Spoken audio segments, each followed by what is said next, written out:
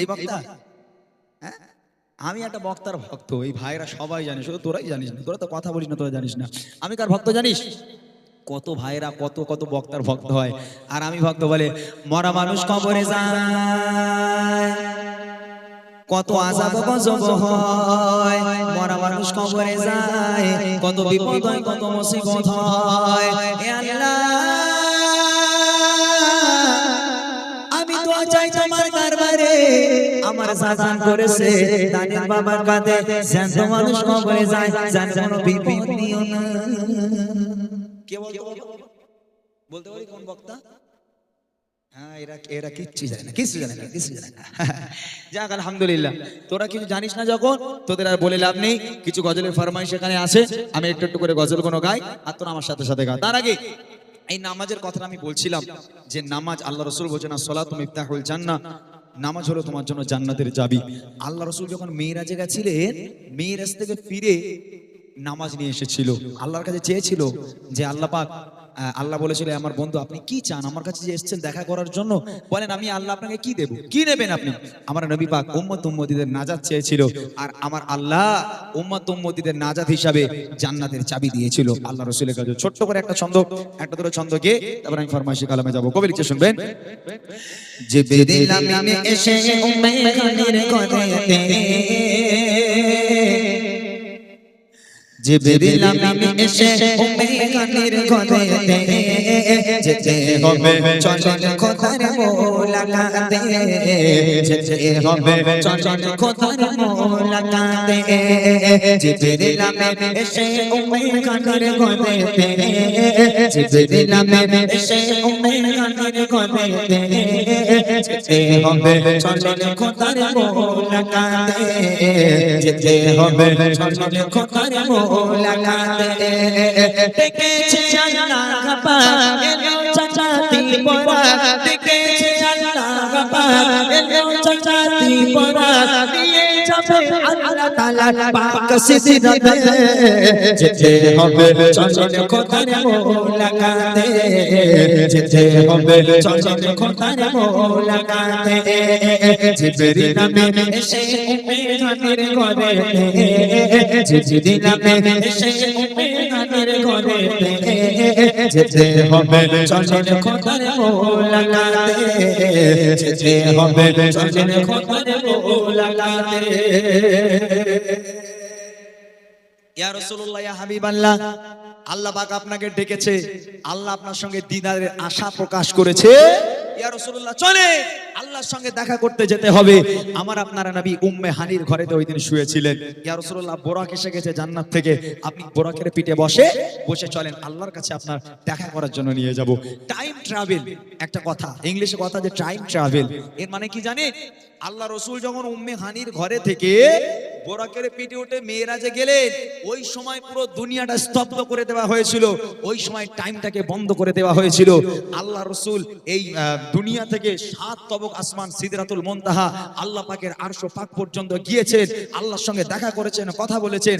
আবার যখন ফিরে উম্মে হানির ঘরেতে আসলেন, আল্লাহ রাসূল দেখছেন যেখানে আল্লাহ রাসূল শুয়েছিলেন তখনও পর্যন্ত সে জায়গা গরমই ছিল, ঠান্ডা হয়নি। তার মানে আল্লাহ পাক, আল্লাহ তাআলা পুরো দুনিয়া স্তব্ধ করে দিয়েছিল, ওই সময় টাইমটাকে পুরো অফ করে দেওয়া হয়েছিল। কবি লিখছে দেখেন, আগে আগে জিবরিল আমিন পিছেতে নবী, পরাক পিঠে করে নবী হলেন সওয়ারি, আগে আগে সব আসমান ভেদ করে যায়, সিদরাতুল মুনতাহার আগে জিবরিল দুঃখে যায়, পারবো না আর নবী আমি এগিয়ে যেতে, পারবো না আর নবী আমি এগিয়ে যেতে, নইলে পুড়ে যাবো নূরের ওইটা জ্বালাতে, নইলে পুড়ে যাবো নূরের ওইটা জ্বালাতে, জিবরিল আমিন এসে উম্মে খানির ঘরেতে, জিবরিল আমিন এসে উম্মে খানির ঘরেতে, যেতে হবে চলেন খোদার মোলাকাতে, যেতে হবে চলেন খোদার মোলাকাতে, ডেকেছে আল্লাহ পাক এলো চাচাতি পরা, ডেকেছে আল্লাহ পাক এলো চাচাতি পরা, নিয়ে যাবো আল্লাহ তাআলা পাক সিজদাতে যেতে হবে চলেন খোদার মোলাকাতে যেতে হবে চলেন খোদার মোলাকাতে জিবরিল আমিন এসে উম্মে হানির ঘরে জিবরিল আমিন এসে উম্মে হানির ঘরে যেতে হবে চলেন খোদার মোলাকাতে যেতে হবে চলেন খোদার মোলাকাতে সিদরাতুল মুনতাহা পর্যন্ত চলে গেল বুরাক। জিবরিল আমিন বলছে ইয়া রাসূলুল্লাহ ইয়া হাবিবাল্লাহ, এখান থেকে আমি আর একটা কদম আগে বাড়াতে পারবো না। কেন? আমি যদি এখান থেকে একটা কদম আগে বাড়াই, আল্লাহ পাকের নূরের তাজাল্লিতে আমি জিবরিল আমিন পুড়ে ছারখার হয়ে যাব, আমি ধ্বংস হয়ে যাব। ইয়া রাসূলুল্লাহ, আপনাকে এখান থেকে একাই যেতে হবে, আমি আপনার সঙ্গে আর যেতে পারবো না। জিবরিল আমিন বুরাক নিয়ে রিটার্ন করলো, ব্যাকে চলে আসলো। আমার আপনার নবী একা একাই তিনি সিদরাতুল মুনতাহা থেকে আল্লাহ পাকের আরশ পাকের দিকে যাচ্ছে। আল্লাহ পাকের আরশ পাকে পৌঁছে গেল, কি আমার নবী তিনি মনে মনে করছে আল্লাহর আরশ পাক একটা পবিত্র জায়গা। ওই সময় আমার আপনার নবী জুতোটাকে খুলে হাতে নিচ্ছিলেন। আল্লাহ পাক ডাক দিয়ে বলে, এই আমার বন্ধু, আমার হাবিব, কি করছেন আপনি? আপনি জুতো হাতে নেবেন না। আমি আল্লাহ অপেক্ষা করে আছি কখন আপনি আসবেন। আমি আল্লাহ আপনার জুতোর ধুলো রসিলা করে আমি আল্লাহ আমার আরশ পাকটাকে ধন্য করব, আর আপনি কিনা জুতোটা হাতে নিচ্ছেন। আমার বন্ধু খবরদার, জুতো আপনি হাতে করবেন না, আপনি পায়ে করে নিয়ে আসেন। আমি আল্লাহ তো অপেক্ষায় আছি, আপনার পায়ের ধুলো রসিলা করে আমি আল্লাহ আমার আরশটাকে একটু ধন্য করব। কবি লিখছে দেখেন, একাই গেলেন যে জানে কেউ যায়নি আগে, কালাম ছাড়াই কথা হলো রবের নাজে, চন্দ্র তারা নত হলো সে মহাক্ষণে, ধন্য হলো আর সে আসে ধারা গমনে, ঝুঁকে পড়ে পুর ফারিস্তা সব তাজিম করে, ঝুঁকে পড়ে পুর ফারিস্তা সব তাজিম করে, যেতে হবে চলেন খোদার মোলাকাতে, যেতে হবে চলেন খোদার মোলাকাতে, জিবরিল আমিন এসে উম্মে হানির ঘরে, জিবরিল আমিন এসে উম্মে হানির ঘরে, যেতে হবে চলেন খোদার মোলাকাতে, যেতে হবে চলেন খোদার মোলাকাতে, ডেকেছে আল্লাহ পাক এলো জান্নাতি পরাক, ডেকেছে আল্লাহ পাক এলো জান্নাতি পরাক, নিয়ে যাব আল্লাহ তাআলা পাক সিজদাতে, যেতে হবে চলেন খোদার মোলাকাতে, যেতে হবে চলেন খোদার মোলাকাতে, জিবরিল আমিন এসে উম্মে হানির ঘরে, জিবরিল আমিন এসে উম্মে হানির ঘরে, যেতে হবে চলেন খোদার মোলাকাতে, যেতে হবে চলেন খোদার মোলাকাতে। পৌঁছে গেল আল্লাহর কাছে নবী। আমার নবী পাক বলছেন, আহলান সাহলান মারহাবা ইয়া হাবিবি মারহাবা। আল্লাহ পাক স্বাগতম জানাচ্ছে। আল্লাহ পাক ডেকে বলেন, আমার বন্ধু, আপনি কি খালি হাতে এসেছেন? আমার জন্য কিছু নিয়ে আসেননি? ও ভাই, এখান থেকে যদি আমি এক্ষুনি শ্বশুর বাড়িতে যাই, আমি খালি হাতে যেতে পারবো? হ্যাঁ, খালি হাতে যাওয়া যাবে না, হাতে করে একটা মিষ্টির প্যাকেট নিয়ে যেতে হবে। যদি এখানে কোনো একটা বন্ধুর বাড়িতে যাই, আমি খালি হাতে যেতে পারবো না, একটা কিছু নিয়ে যেতে হবে। তা আল্লাহর কাছে নবী পাক খালি হাতে গেছিলেন। আল্লাহ বলছে, আমার বন্ধু, আমার জন্য কিচ্ছু আনেননি, আপনি খালি হাতে এলেন? আল্লাহ রাসূল বলেন, ইয়া রব্বুল আলামিন, আল্লাহ, আমি আপনার জন্য যেটা নিয়ে এসেছি সেটা আপনার কাছে নেই, আপনি কাউকে দিতে পারবেন না।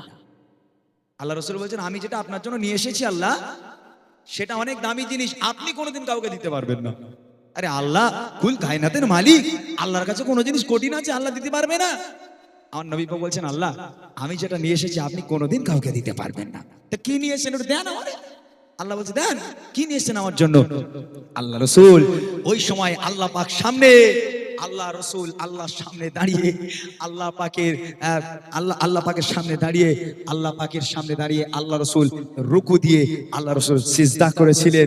আমার আল্লাহ খুশি হয়ে গেছিল। আল্লাহ রাসূল বলেছেন, হে আমার রব্বুল আলামিন, আল্লাহ, আমি বলেছিলাম আমি যেটা আপনার জন্য নিয়ে এসেছি, আমি যেটা দেবো আপনি কাউকে দিতে পারবেন না, আমি আপনাকে রুকু দিলাম আর সিজদা দিলাম। আল্লাহ, আপনি তো কাউকে রুকু করতে পারবেন না, সিজদা করতে পারবেন না। এখন আমার আল্লাহ পাক বলছেন এ আমার বন্ধু, তা আপনি যখন আমার জন্য এত দামি একটা জিনিস এনেছেন, তাহলে আপনি বলেন, আপনি আমার সঙ্গে দেখা করতে এসেছেন, আপনি আমার কাছে কি চান, কি নিয়ে যাবেন? আল্লাহ রাসূল কেমন নবী তিনি, কাদের নবী তিনি, কাদের জন্য আজকে সেই নবী আউমাউ আউমাউ করেছে, উম্মত উম্মত বলে কেঁদেছে। আল্লাহ পাকের সামনে দাঁড়িয়ে আল্লাহ পাক বলছে আমার বন্ধু কি চান আপনি বলুন। আল্লাহর কুদরতি পাশে বসে আমার নবী কি চান আপনি বলুন। আল্লাহ পাক যখন এই কথা বললো, আমার আপনার নবী নিজের জন্য কিছু চাইলো না, নিজের সন্তান সন্ততিদের জন্য কিছু চাইলো না। আমার আপনার নবী বলেছিল আল্লাহ আমি চাই শুধু আমার গুনাহগার উম্মত উম্মতিদের নাজাত। একবার জোরে বলুন না সুবহানাল্লাহ। হযরতে মূসা আলাইহিস সালাম তিনি আল্লাহর সঙ্গে দেখা করতে চেয়েছিলেন। আল্লাহ পাক বলল মূসা তুর পাহাড়ে চলে এসো। তুর পাহাড়ে মূসা নবী দেখা করার জন্য গেল। আল্লাহ পাক দিদার তো দূরের কথা, শুধু একটু আল্লাহ পাকের নুরানি তাজাল্লি একটু বার করে দিয়েছিল, ওতেই মূসা নবী একেবারে বেহুশ হয়ে তুর পাহাড়ে পড়ে গেল। আর আমার আপনার নবী পুরো আল্লাহ পাকের কুদরতি পাশে বসা। আমার আল্লাহ বলছে বন্ধু কি চান?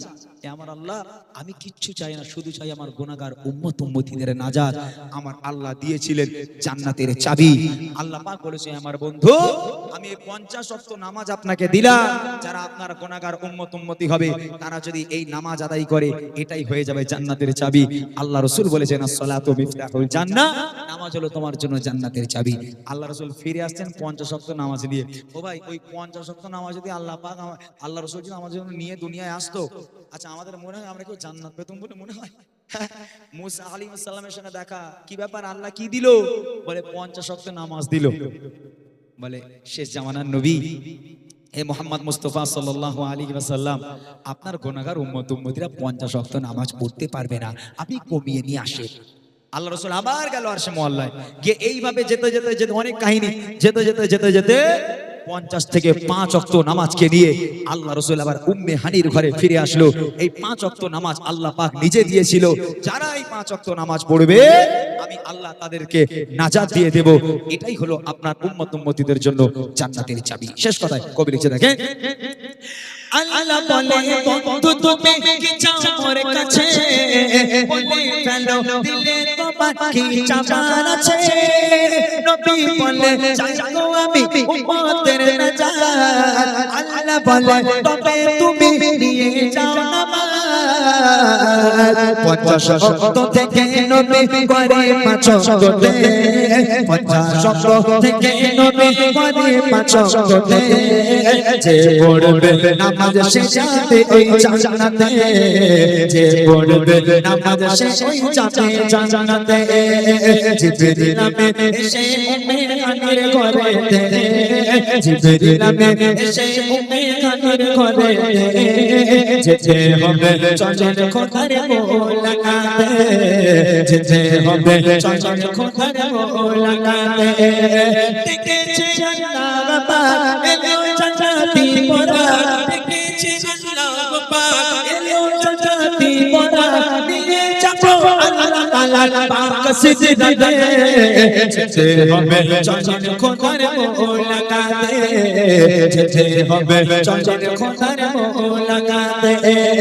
জিবরিল আমিন এসে উম্মে হানির ঘরেতে, জিবরিল আমিন এসে উম্মে হানির ঘরেতে। যেতে হবে চঞ্চল খোদার মোলাকাতে, যেতে হবে চঞ্চল খোদার মোলাকাতে, যেতে হবে চঞ্চল খোদার মোলাকাতে।